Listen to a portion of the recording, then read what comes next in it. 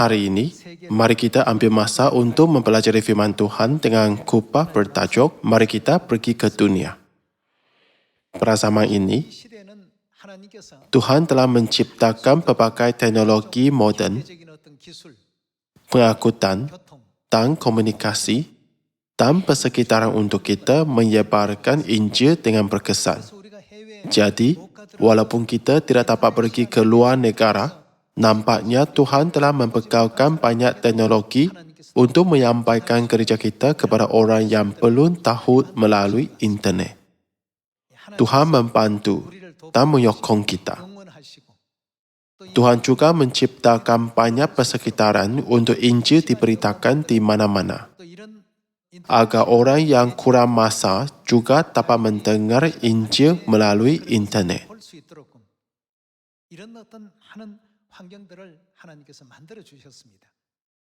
Jadi, kita boleh menganggap zaman ini sebagai zaman keemasan untuk mencapai matlamat penginjilan dunia.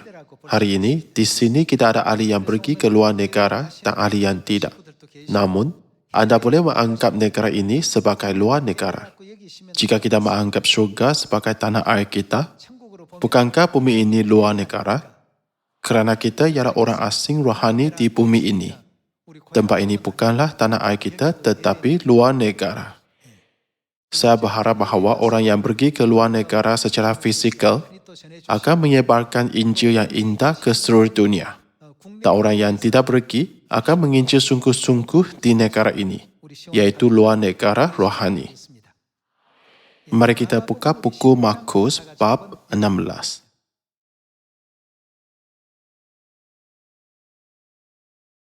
Dalam buku Markus bab 16 ayat 15 tertulis, lalu ia berkata kepada mereka, "Pergilah ke seluruh dunia." Dan bagaimana? Beritakanlah Injil kepada segala makhluk. Siapa yang percaya dan dibaptis akan diselamatkan. Tetapi siapa yang tidak percaya akan dihukum. Bagaimanakah hati Tuhan bertekuk ke arah seluruh dunia? Kita perlu lihat bab ini dengan baik-baik. Tuhan ingin semua orang di seluruh dunia menerima Injil. Bukankah tertulis bahawa Tuhan menghendaki supaya semua orang memperoleh pengetahuan akan kebenaran? Sebab itulah Dia menyuruh kita untuk pergi kepada semua orang di dunia. Pergilah, jadikanlah semua bangsa muridku, dan baptislah mereka dalam nama Bapa dan Anak dan Roh Kudus. Tak ajarlah mereka melakukan segala sesuatu yang telah kuperintahkan kepadamu. Beginilah ajarannya. Hati dan minta Tuhan fokus untuk menyelamatkan seluruh dunia. Tuhan menunggu saat apabila semua orang di dunia diselamatkan. Mari kita lihat buku 1 Timotius bab 2 ayat 4.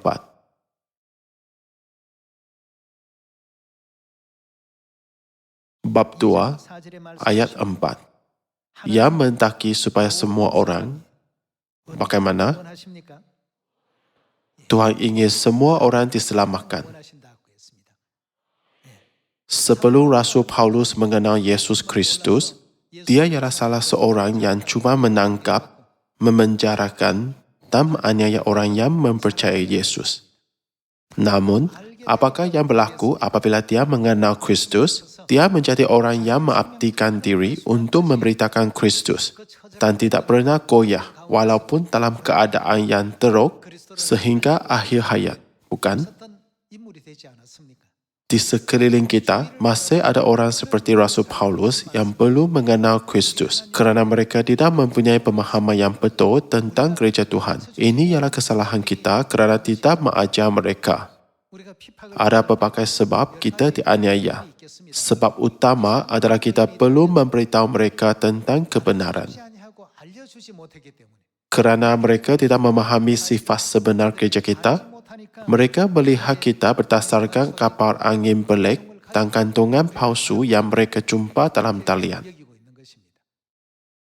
Namun, orang yang telah memahami kebenaran dan melawat gereja Tuhan sering berkata tentang ahli-ahli kita, betulkah ada malaikat seperti ini di dunia? Jika semua orang di dunia adalah seperti ahli-ahli gereja Tuhan ini, dunia ini akan menjadi damai secara semula jadi. Setiap kali saya mendengar kata-kata itu, saya berfikir, inilah akibat kerana kita tidak menginjil kepada mereka. Sebab itulah Tuhan memerintahkan kita untuk pergi kepada semua orang, ke Samaria dan ke hujung bumi. Sekarang, seperti yang tertulis dalam bab 2 ayat 4, Tuhan menghendaki supaya semua orang diselamatkan. Dan Dia ingin kita apa? Memperoleh pengetahuan akan kebenaran.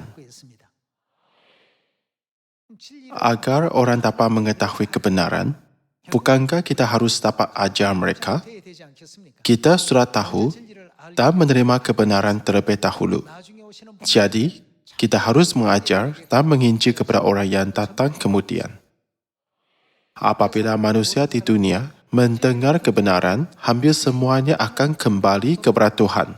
Kalau begitu, mengapakah mereka menganiaya gereja Tuhan selama ini? Ini kerana mereka tidak tahu siapa kita. Mereka hanya mendengar cerita fitnah dan diikat kuat oleh kuasa kegelapan.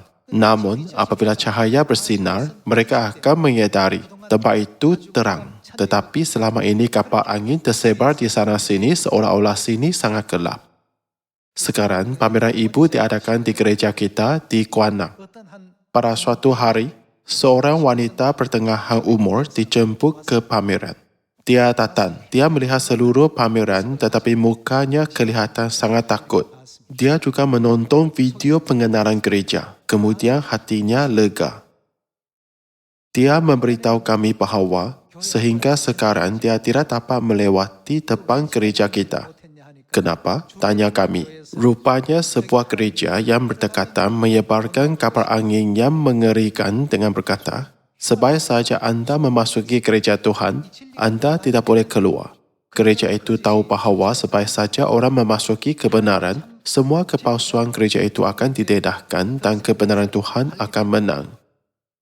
Jadi, mereka asyik menyebarkan kabar angin yang buruk dan pelik tentang kita. Sepanjang 20 tahun lebih, dia tidak pergi ke mana-mana dekat gereja Tuhan. Sebenarnya, dia boleh lebih cepat tiba di rumahnya jika dia berjalan di depan gereja kita. Tetapi dia pusing ke tempat jauh untuk pulang ke rumah. Sebaik saja dia datang ke gereja kita dan melihat pameran ibu, dia sangat terharu. Dia menyadari, rupanya gereja Tuhan ialah sebuah gereja yang berpengaruh positif di seluruh dunia. Dia berasa sangat terkejut. Sekarang, dia menjadi pengarah. Dia memberitahu semua orang di kawasan kejiranan. Gereja Tuhan sama sekali bukanlah apa yang diberitahu kepada saya. Anda harus pergi lihat. Saya dengar bahawa dia memainkan peranan untuk mengalahkan orang lain untuk datang. Apabila kita tidak membuat diri kita dikenali, syaitan asyik menampak kecurigaan dalam hati orang. Seolah-olah ada sesuatu yang tidak kena dengan gereja kita. Bahkan pada masa gereja awal pun, orang yang mempercayai Yesus dicap sebagai kumpulan aneh yang makan daging manusia dan minum darah manusia, atau kumpulan yang berkumpul di kubur untuk melakukan upacara aneh. Dengan cara ini, orang kudus gereja awal dianiaya dan ditindas teruk. Begitu juga pada zaman ini. Jadi, seperti yang Tuhan beritahu kita dalam buku 1 Timotius 2 ayat 4, Tuhan menghendaki supaya semua orang diselamatkan. Kita harus ingat, Tuhan juga mahu semua manusia mempunyai pengetahuan akan kebenaran. Kini, dunia tidak tahu hari apa ialah hari yang betul untuk beribadah kepada Tuhan. Mereka tidak tahu sama ada mereka harus menyambut Paskah atau tidak. Tuhan menyuruh kita cepat mengungsi ke tempat yang menyambut perayaan Tuhan, iaitu Sion. Jadi mereka harus tahu di mana Sion untuk mengungsi, bukan? Namun mereka tidak tahu Sion ialah jenis tempat apa.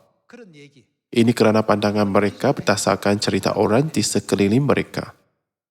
Akibatnya, mereka berjalan di jalan maut secara memputatuli.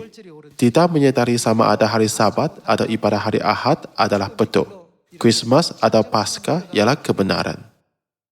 Tuhan menghendaki supaya semua orang diselamatkan. Melalui kebenaran, Dia menyedarkan kita dengan kehendaknya agar kita dapat pergi mengajar semua orang, membimbing mereka kepada pengetahuan akan kebenaran. Pergi ke luar negara untuk misi jangka panjang atau pendek ialah sukacita yang luar biasa dan sangat mengujakan. Apakah sebab kita pergi? Kita pergi membantu mereka supaya datang kepada pengetahuan kebenaran, bukan? Kita akan membantu mereka mendapat pengetahuan tentang perjanjian baru Tuhan, iaitu kebenaran kehidupan. Kita memberitakan bapa dan ibu kebenaran perjanjian baru serta Sion. Itulah sebabnya kita pergi ke dunia untuk mengajar dan memberitahukan semua perkara ini, bukan? Dalam buku Markus 4:16 dan buku Matius 4:28 ayat 18, Tuhan tidak pernah menyuruh kita tinggal diam. Tetapi apakah yang Dia suruh kita? Dia berfirman, pergilah. Jadi kita harus pergi, sama ada di dalam negara atau di luar negara. Kita tidak boleh hanya tunggu mereka datang kepada kita. Kita harus pergi. Yesus berkata, pergilah, baptislah mereka dalam nama Bapa, dan Anak, dan Roh Kudus. Tak ajarlah mereka melakukan segala sesuatu yang telah kuperintahkan kepadamu. Maksudnya, apakah yang harus kita lakukan dengan semua ajaran yang Tuhan berikan? Tuhan menghendaki supaya semua orang memperoleh pengetahuan akan kebenaran. Satu-satunya cara untuk mencapai perkara ini adalah mengajar mereka kebenaran, bukan? Adakah salib ialah berhala atau salib harus dianggap sebagai benda kudus di gereja? Bagi orang yang tidak dapat membezakan kedua-duanya dan mengikut orang lain secara memputatuli, kita harus pergi membuka mata, telinga dan hati rohani mereka. Dalam buku 1 Timotius 4:2 ada tertulis bahawa inilah yang Tuhan mahu kita lakukan.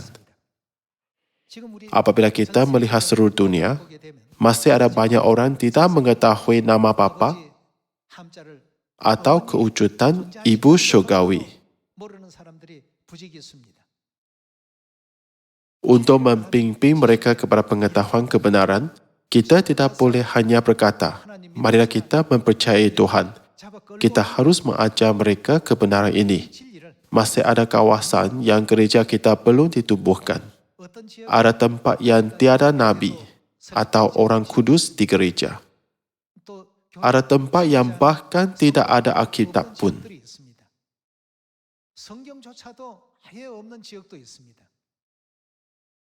Kita perlu cepat pergi. Marilah kita pergi ke tempat-tempat seperti itu dan memberitahukan Bapa dan Ibu Syurgawi berita kehidupan serta kewujudan syurga. Dengan berbuat demikian, pengetahuan tentang Tuhan akan berlimpah-limpah di seluruh dunia. Mari kita lihat buku Roma bab 10 ayat 14.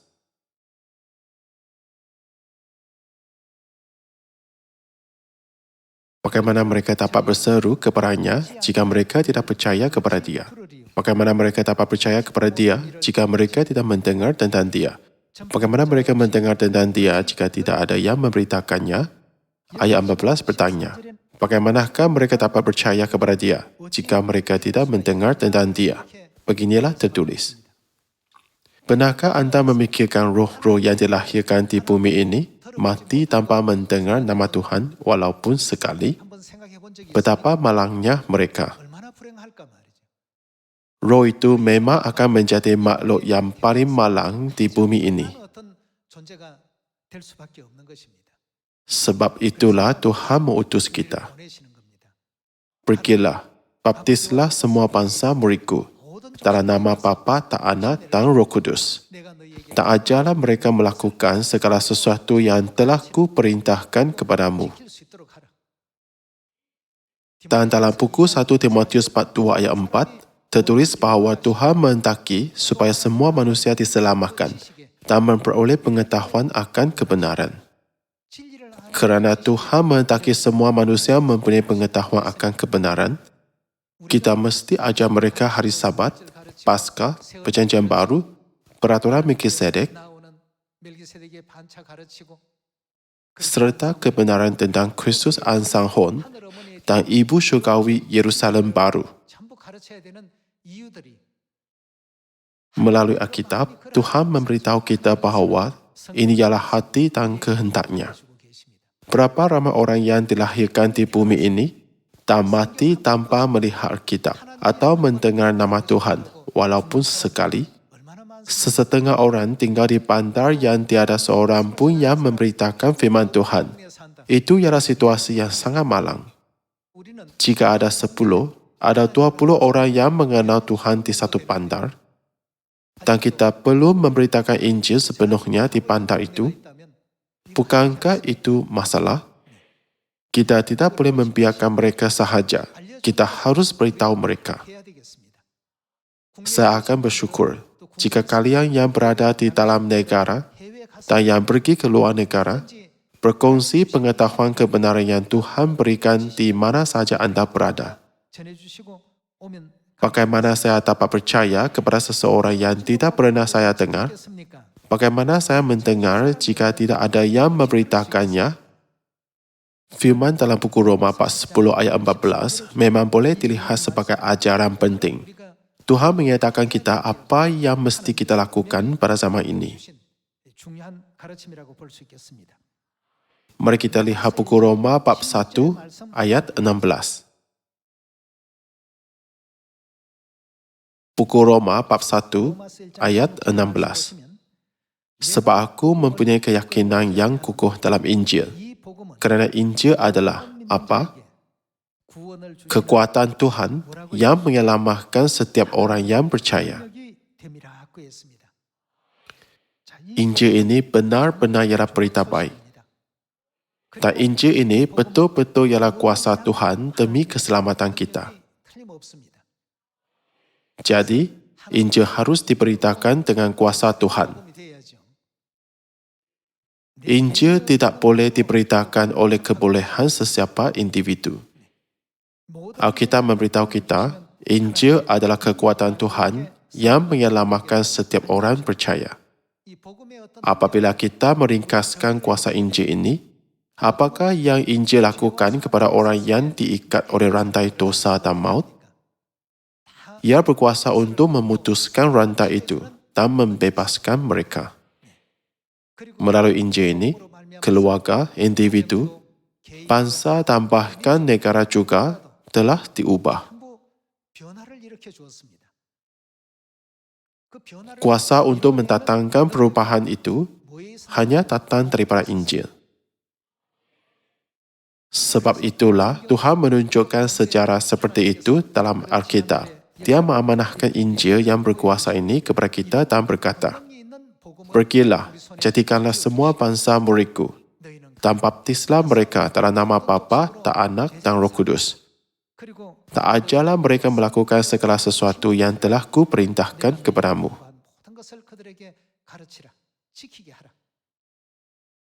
Dengan mengajar dan menyebarkan Injil ini, individu, keluarga, masyarakat, dan bahkan bangsa pun dapat diubah. Tuhan telah mengatur kuasa yang menakjubkan ini melalui Injil. Tolonglah jangan tinggal diam, tetapi menjadi orang yang dapat membuatkan dunia ini tempat kita layak menerima keselamatan dalam Bapa dan Ibu Syurgawi melalui Injil. Mari kita lihat buku Matius 4:28. Dalam kerja perubahan ini, Tuhan bukan hanya mengutus kita ke dunia, tetapi juga berjanji untuk sentiasa bersama kita dan menolong kita. Dia berkata, "Ketahuilah, aku menyertai kamu senantiasa sampai kepada akhir zaman." Mari kita lihat buku Matius 4:28 ayat 18.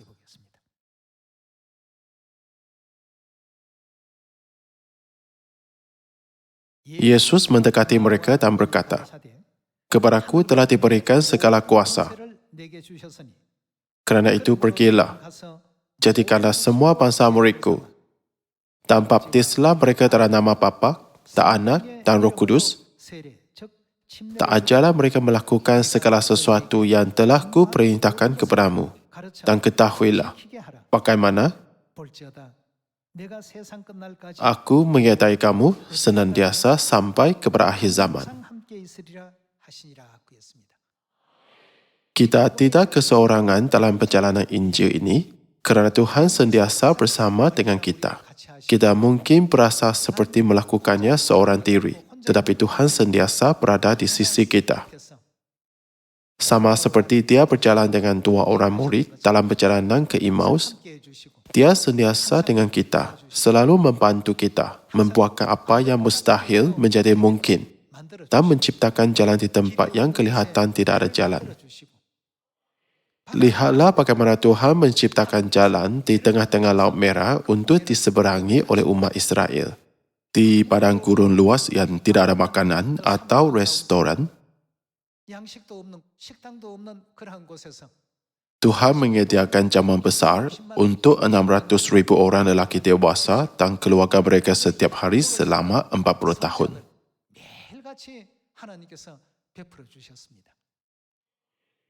Apabila kita melihat hal ini membuat kita berfikir kerana bapa dan ibu sentiasa bersama dengan kita, kita mempunyai gereja kita pada hari ini dan Injil sedang sebar ke Samaria dan sampai ke hujung bumi. Ini adalah benar, terutamanya bagi mereka yang benar menyertai misi luar negara.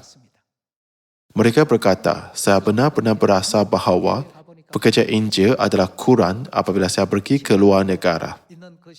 Apabila saya kembali ke Korea dan meninggalkan ahli-ahli yang baru dibaptis, hati saya sangat sakit dan saya susah pergi. Kalian, ini betul-betul benar. Kita bersungguh-sungguh membimbing dan mengajar setiap roh menurut kehendak Tuhan yang menghendaki supaya semua orang memiliki pengetahuan akan kebenaran. Dalam buku Matius 4:28, Tuhan tidak meninggalkan kita seorang diri untuk menginjil. Tetapi dia berkata, aku menyertai kamu senantiasa sampai kepada akhir zaman. Tuhan sentiasa bersama dengan kita, dalam tentera, di seluruh masyarakat, di dalam negara dan di luar negara. Tidak kira di mana kita berada, Tuhan sentiasa bersama dengan kita. Dia sentiasa membantu pendosa untuk bertaubat. Mari buka buku Lukas bab 15.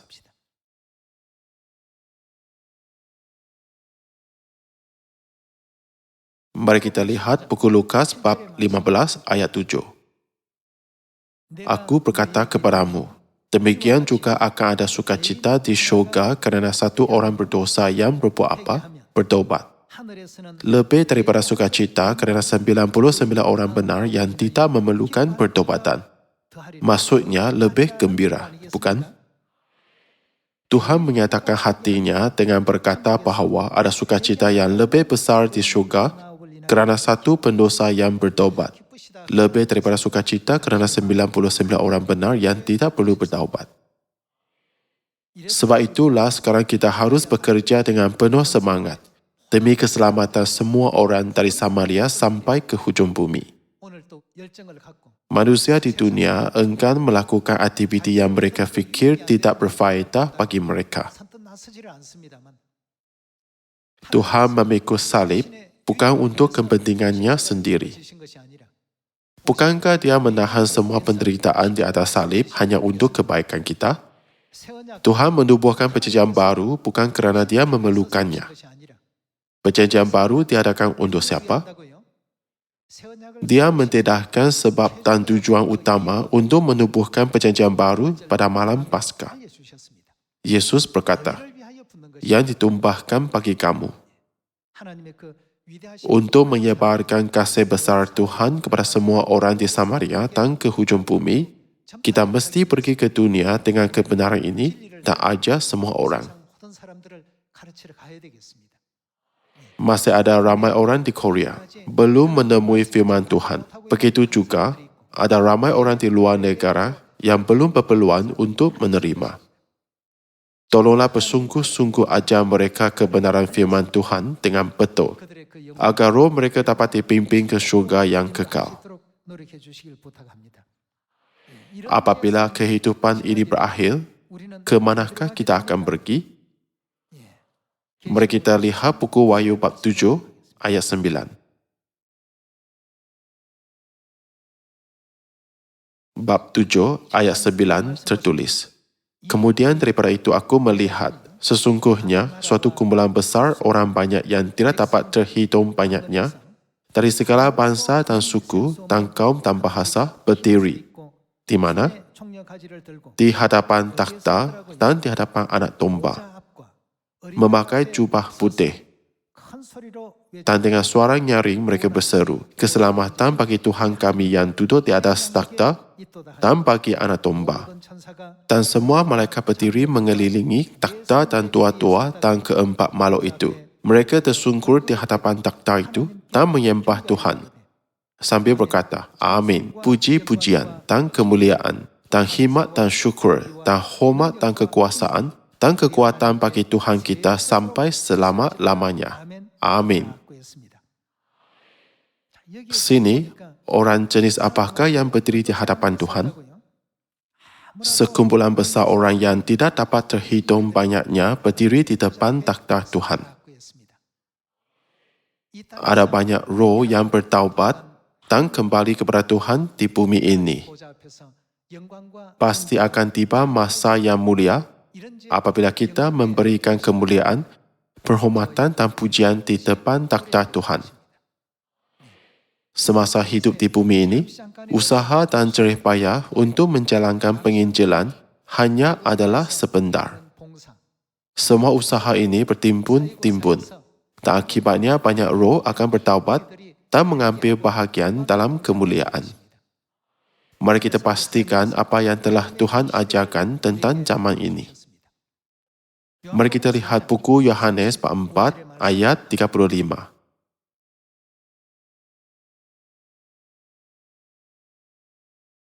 Bukankah kamu mengatakan, 4 bulan lagi tibalah musim menuai? Tetapi aku berkata kepadamu, lihatlah sekelilingmu, dan pandanglah ladang-ladang yang sudah bagaimana menguning dan matang untuk dituai. Ayat 36. Sekarang juga penuai telah menerima ubahnya dan ia mengumpulkan buah untuk hidup yang kekal, sehingga penabur dan penuai sama-sama bersukacita. Sebab dalam hal ini, benarlah peribahasa, yang seorang menabur dan yang lain menuai. Aku mengutus kamu untuk menuai apa yang tidak kamu usahakan. Orang-orang lain berusaha dan kamu datang memetik hasil usaha mereka. Jika kita melihat zaman sekarang, masa untuk menuai tanaman sudah pun tiba. Kita berada dalam situasi yang kita harus menuai pada saat ini. Jadi saya berharap agar tahun ini kita dapat mengumpulkan semua buah yang telah kita semai selama ini. Kita harus membantu untuk Injil Tuhan diberitakan sepenuhnya dan kebenaran keselamatan sampai ke seluruh Asia, Afrika, Oseania, Eropah, Amerika Utara, Amerika Tengah, Amerika Selatan, India Utara, India Selatan, Rusia, Brazil dan seluruh Korea. Saya berharap semua anak Sion akan diubah dan bersungguh-sungguh menginjil. Mempercayai bahawa kita dapat menikmati kehidupan kekal dan berkat di syurga dengan Tuhan selama-lamanya. Tajuk khotbah hari ini ialah mari kita pergi ke dunia. Bukan hanya badan kita yang pergi ke dunia, betul? Kita harus bawa kasih Tuhan, berkat Tuhan, dan kebenaran untuk mengajar orang. Dengan membawa kasih bapa, kasih ibu, dan sokongan saudara-saudari, marilah kita pergi membangunkan orang ramai di setiap negara, mempimpin mereka bertaubat dan mengajar mereka kebenaran. Saya berharap bahawa ia akan menjadi masa yang diberkati apabila kita mempimpin orang yang terkurung dalam kegelapan kepada cahaya. Dengan berharap bahawa anda dirahmati oleh khotbah hari ini, saya tambahkan khotbah. Sekian, terima kasih.